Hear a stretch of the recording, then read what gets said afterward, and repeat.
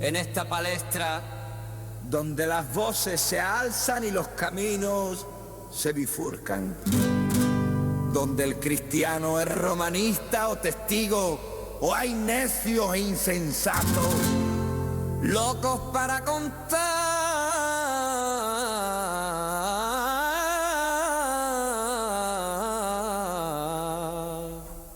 relatos.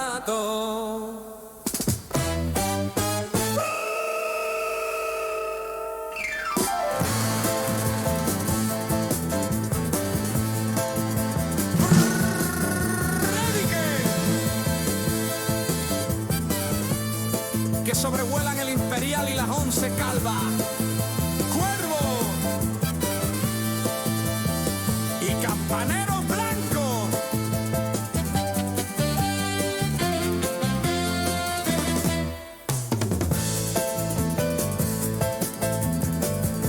En medio de esto, una pregunta que lo cambia absolutamente todo. ¿Estás enterado que Cristo murió y resucitó según la historia? Flavio Josefo, Plinio el Joven, Tácito, C.S. Lewis, Josh McDowell, Lee Strobel. Lee, culturízate, deja un poquito Netflix y lee más tu Biblia.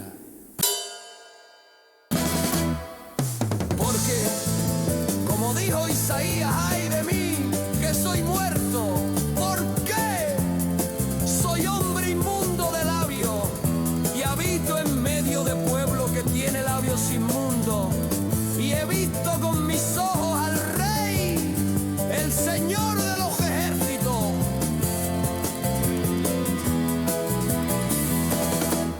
Aún así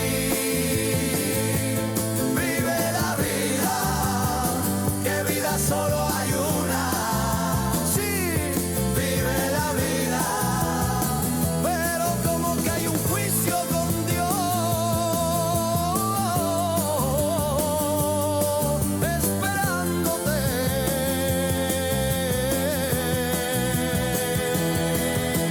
Esto es M28 Ombor, el Evangelio en acción, una noticia que invita a cambiar de infierno a cielo.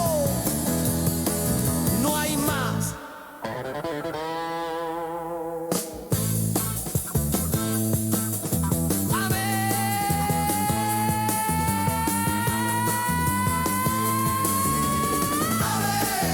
Así es.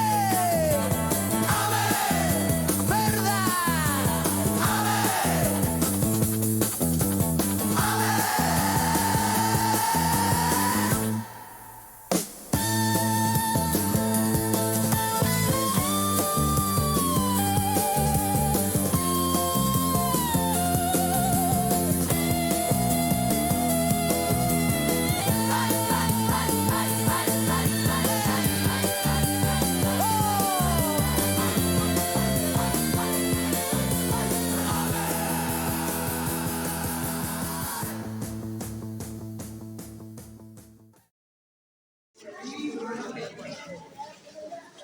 Buenas tardes, Sevilla. Seguimos hablando de la palabra de Dios. Me gustaría empezar con una de las últimas citas que dio mi compañera.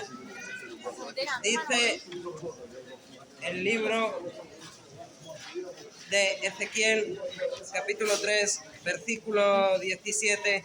Hijo de hombre, a ti te he puesto como centinela del pueblo de Israel.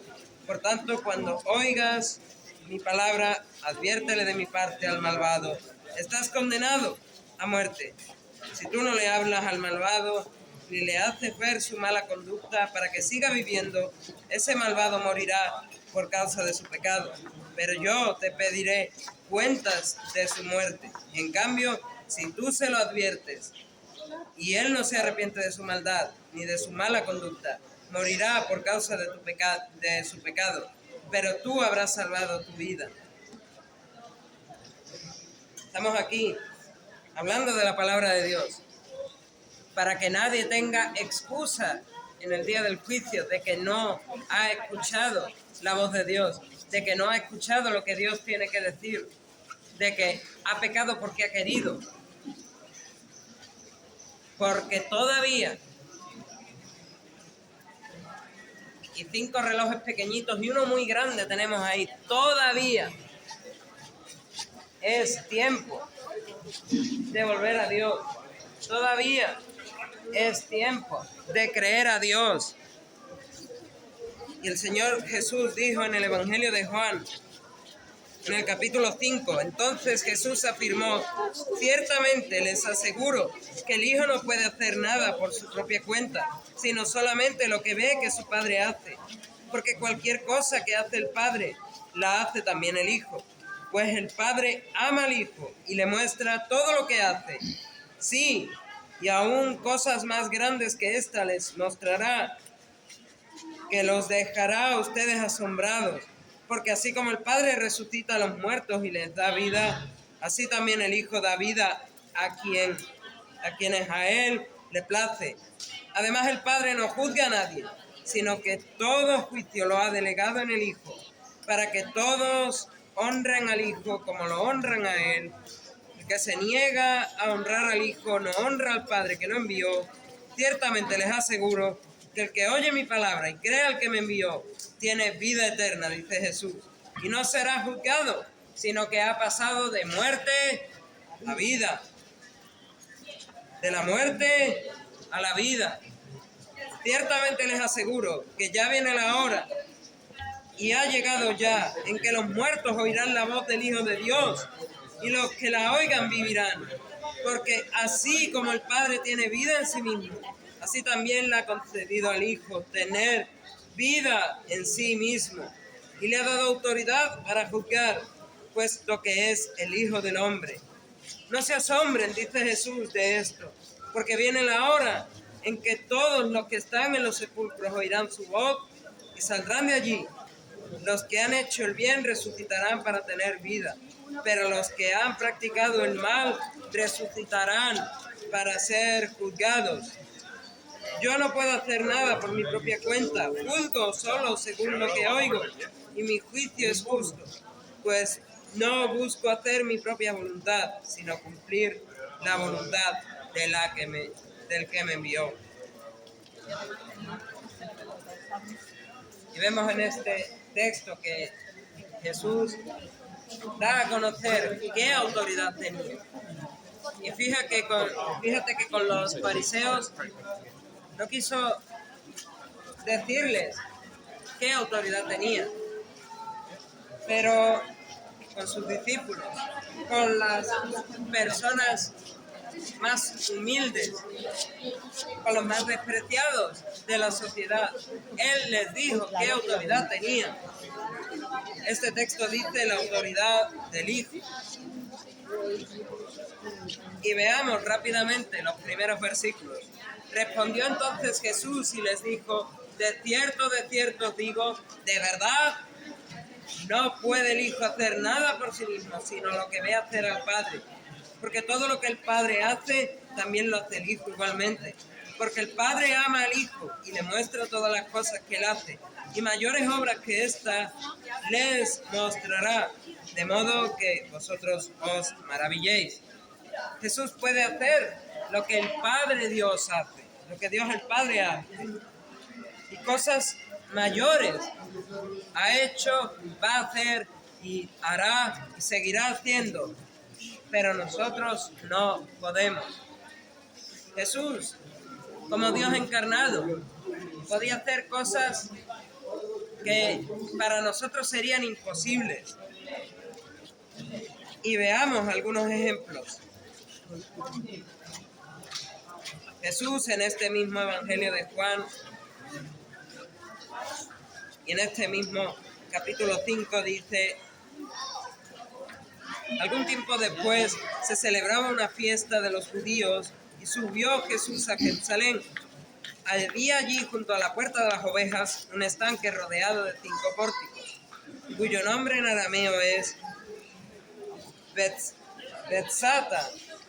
Betesda. En esos pórticos se hallaban tendidos muchos enfermos, ciegos, cojos y paralíticos. Entre ellos se encontraba un hombre inválido que llevaba enfermo 38 años. Cuando Jesús lo vio allí tirado en el suelo y se enteró de que ya tenía mucho tiempo de estar allí, le preguntó: ¿quieres quedar sano? Señor, respondió, no tengo a nadie que me meta en el estanque mientras se agita el agua, y cuando trato de hacerlo, otro se mete antes. Levántate, dijo Jesús. Levántate, recoge tu camilla y anda, le contestó Jesús. Al instante, aquel hombre quedó sano. Así que tomó su camilla y se echó a andar. Pero ese día era sábado. Y en el capítulo justo después, Jesús habla de otro de las cosas que vio hacer al Padre, de otra de los milagros que vio hacer al Padre. Y antes de hablar de esto, Él lo hizo también. Algún tiempo después, Jesús se fue a la otra orilla del mar de Galilea o de Tiberíades. Mucha gente lo seguía porque veían las señales milagrosas que hacían los enfermos. Entonces subió Jesús a una colina y se sentó con sus discípulos. Faltaba muy poco tiempo para la fiesta judía de la Pascua. Cuando Jesús alzó la vista y vio a una gran multitud que venía hacia él, le dijo a Felipe: ¿dónde vamos a comprar pan para que coma toda esta gente? Esto solo lo dijo para ponerlo a prueba, porque él ya sabía lo que iba a hacer. Ni con el salario de 8 meses podríamos comprar suficiente pan para darle un pedazo a cada uno, respondió Felipe. Aquí hay un muchacho que tiene 5 panes de cebada y 2 pescados. 5 panes de cebada y 2 pescados. Pero, ¿qué es esto para tanta gente? Hagan que se sienten todos, dijo Jesús, ordenó Jesús. En este lugar había mucha hierba, así que se sentaron y los varones adultos eran como 5.000 personas. Recordamos, 5 panes de cebada y 2 pescados. Y solo los hombres adultos, mayores de 16, que se sentaron eran 5.000. Jesús tomó entonces los panes, dio gracias y distribuyó a los que estaban sentados todo lo que quisieron. Todo lo que quisieron. Había 5.000 hombres mayores de 16 años sentados en ese campo de hierbas, más luego muchas mujeres y niños pequeños. Y comieron todo lo que quisieron. Si había allí un peruano, comió todo lo que quiso. Si había allí un argentino, comió todos los pescados que le dio la gana.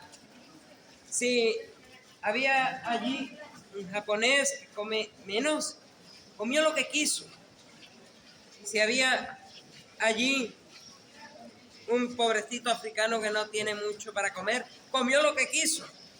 Si había allí, y pon el ejemplo que quieras, puedes poner el ejemplo de la persona que más come y el ejemplo de la persona que menos come. Y todos, más de 5.000 personas, comieron lo que quisieron de 5 panes de cebada y 2 peces.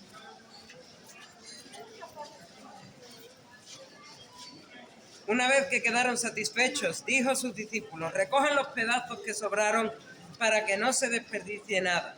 Así lo hicieron, y con los pedazos de los 5 panes de cebada, lo vuelvo a repetir, 5 panes de cebada que les sobraron a los que habían comido, llenaron 12 canastas.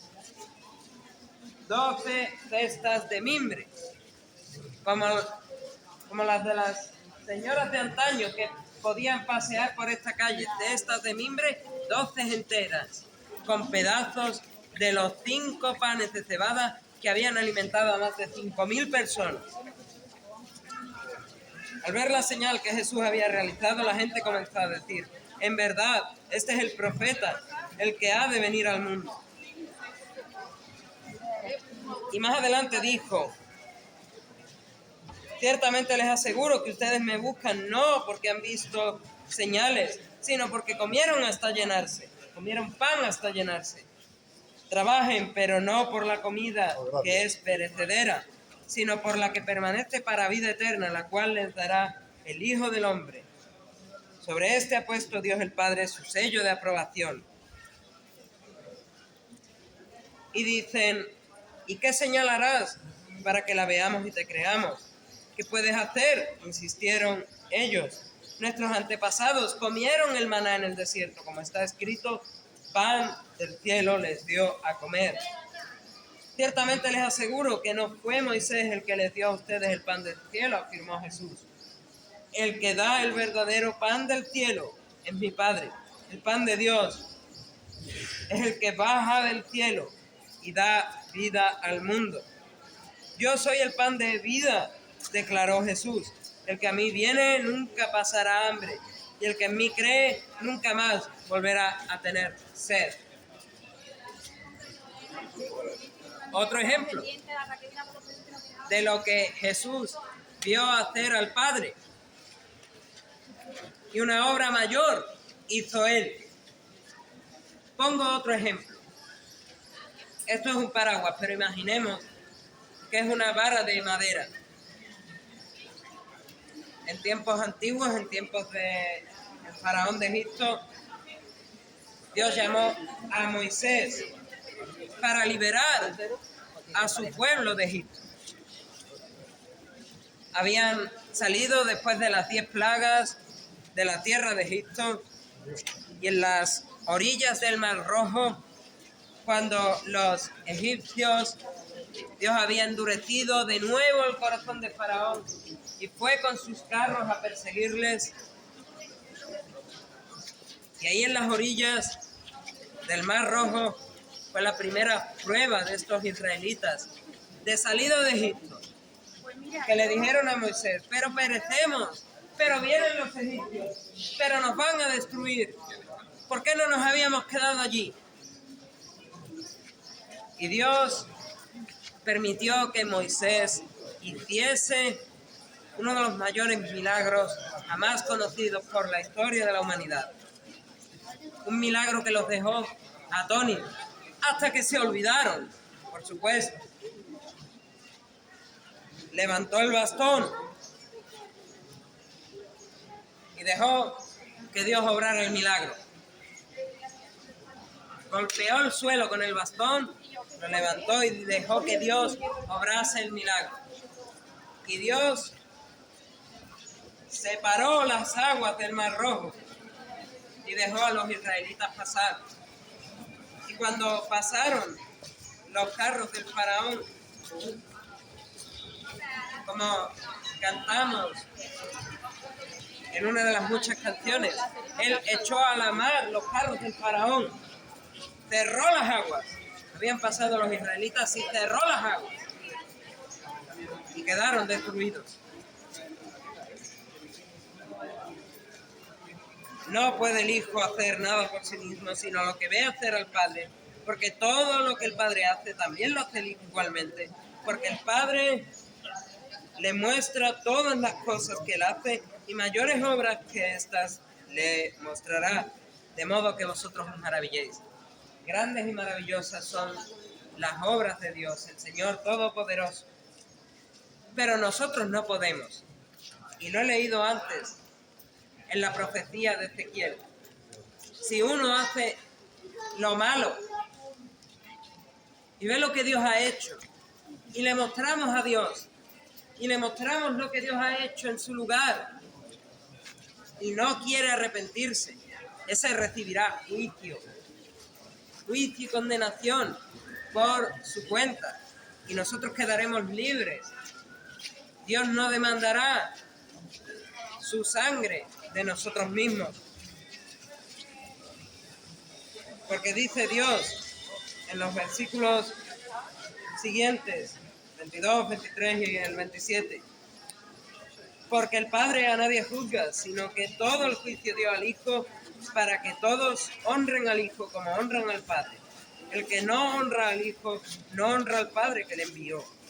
Y también este le dio autoridad de hacer juicio por cuanto es el Hijo del Hombre. El Hijo tiene la autoridad de juzgar a todos para honra del Padre y del Hijo, para honra de su Padre y de sí mismo, por cuanto Él es el Hijo de Dios. el Hijo del Hombre, el Dios encarnado.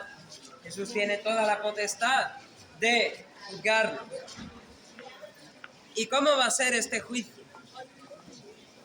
Porque no va a ser un juicio ordinario. Aquí no va a haber un juez, un acusado, un fiscal que condena y un abogado. En el juicio directo con Dios, después de la muerte, el hombre va a estar de pie ante Jesucristo y Jesucristo no va a tener ni que abrir la boca. Va a decir: ¿sabes qué, Pablo? Tú eres un mentiroso. ¿Sabes qué, Pablo? Tú eres un blasfemo. ¿Sabes qué, Pablo? Tú eres un incrédulo. ¿Sabes qué, Pablo? Tú eres un idólatra. ¿Sabes qué, Pablo? Has practicado brujería. ¿Sabes qué, Pablo? Has mentido. ¿Sabes qué, Pablo? Has desobedecido a tus padres. ¿Sabes qué, Pablo? Robaste. ¿Sabes qué, Pablo? Me mataste en la cruz. Y aquí yo, Pablo, lo único que voy a poder decir, si es que puedo decir algo, es: lo merezco. Donde me mandes, ahí lo merezco. Si es en el infierno, ahí lo merezco. Si es en el cielo, ahí lo merezco. Pero en esta tierra, la gente no va a ser capaz de decir: bueno, donde Dios me mande lo merezco. Sino que la gente se va a comparar con las peores personas que pueda imaginar. Va a ver su vida, todo lo que ha hecho, lo bueno y lo malo, y va a mirar a Hitler. Va a ver su vida, todo lo que ha hecho, lo bueno y lo malo, y va a mirar a Stalin. Va a ver su vida, todo lo que ha hecho, lo bueno y lo malo, y va a mirar a Teresa de Calcuta. Va a ver todo lo que ha hecho en su vida, lo bueno y lo malo, y va a mirar a Vicente Ferrer. Va a ver todo lo que ha hecho en su vida, lo bueno y lo malo, y va a mirar al vecino que es médico y se fue a curar gratuitamente a niños en el África subsahariana. Va a mirar todo lo que ha hecho en su vida, lo bueno y lo malo, y va a mirar a la vecina que mató a su hijo, lo metió en una bolsa y después descubrieron del crimen porque se fue al hospital llena de sangre. Va a juzgarse respecto de quienes considere buenas personas y respecto de quienes considere malas personas. Y va a hacer balance.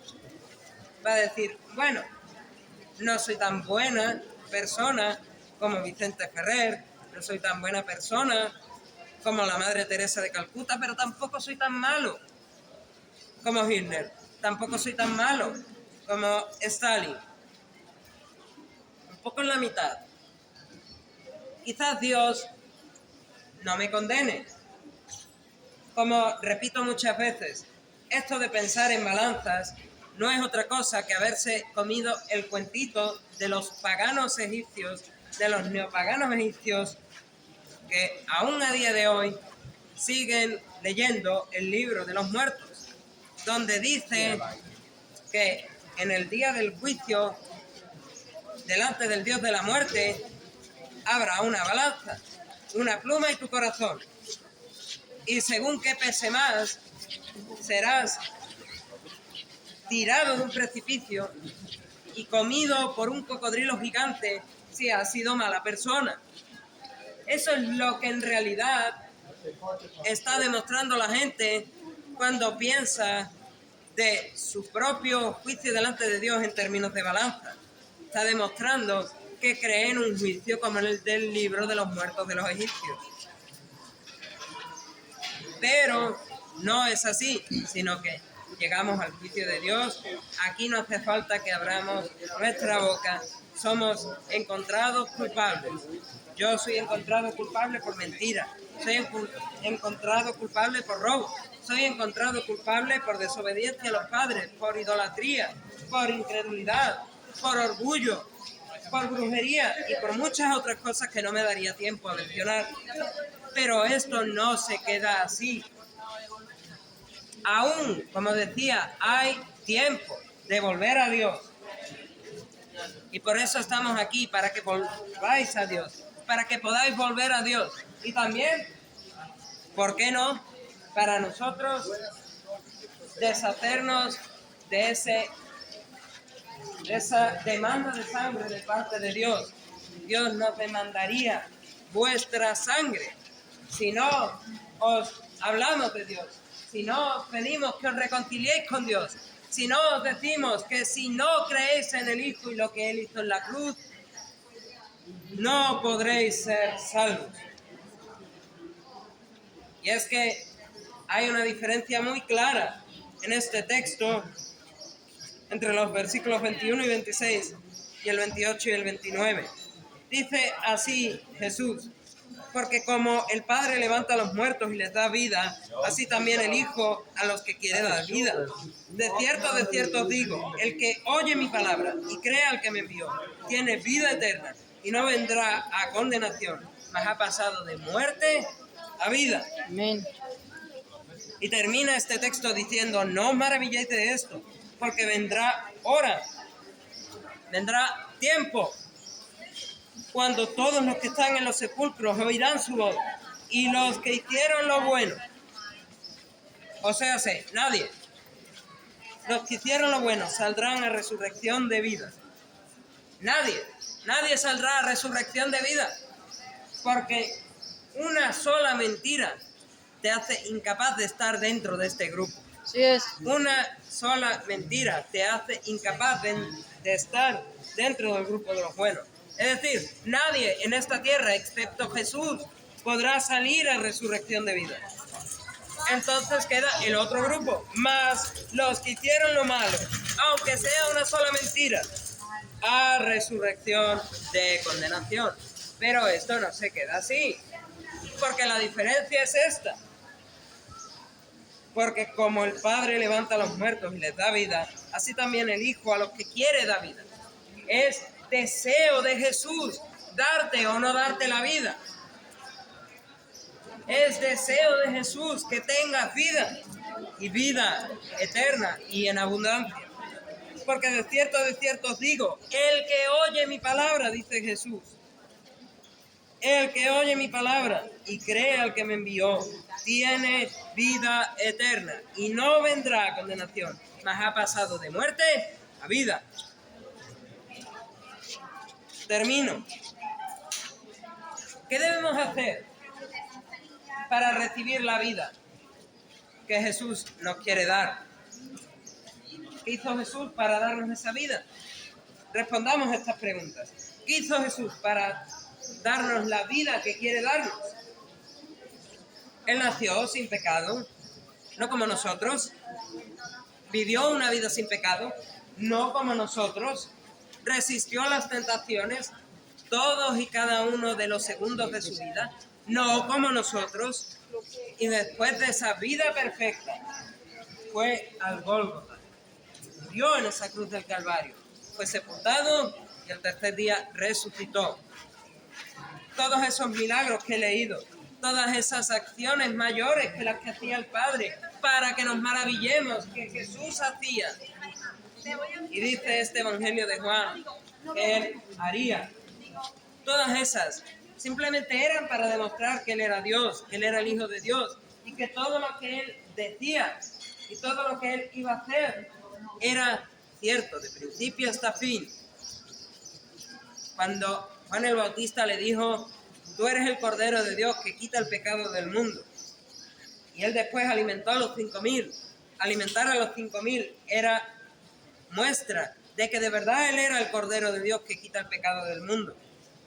Cuando Él dijo: me es necesario que muera a manos de los principales, de los sacerdotes, de los fariseos, y que después resucita el tercer día, y curó al paralítico de Betesda. Eso lo hizo para que tú sepas hoy que eso que Él dijo, que moriría y al tercer día resucitaría, es verdad.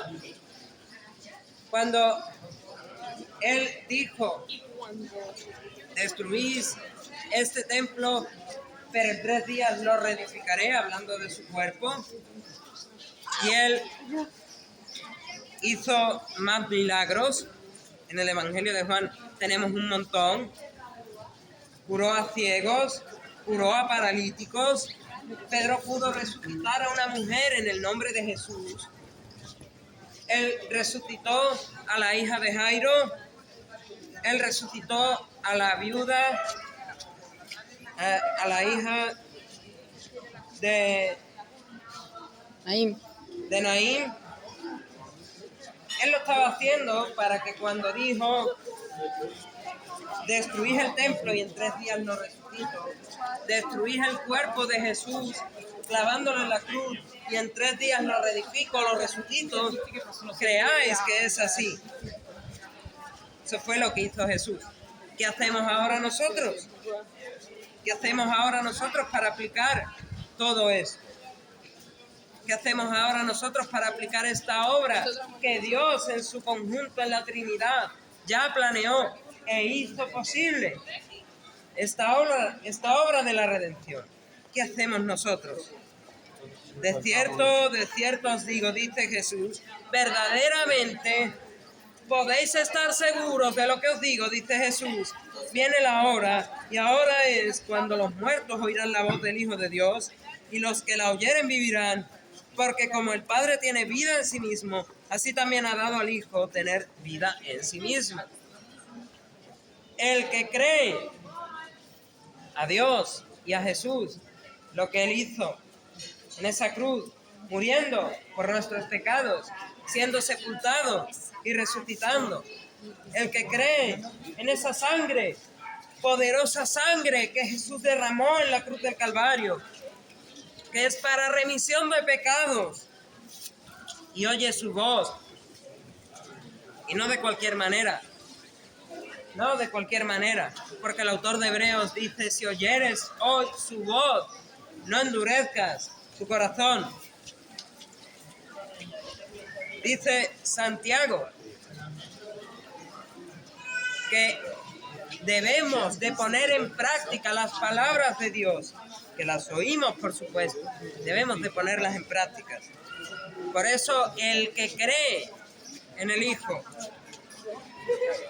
el que oye mi palabra y cree al que me envió, tiene vida eterna y no vendrá a condenación, mas ha pasado de muerte a vida.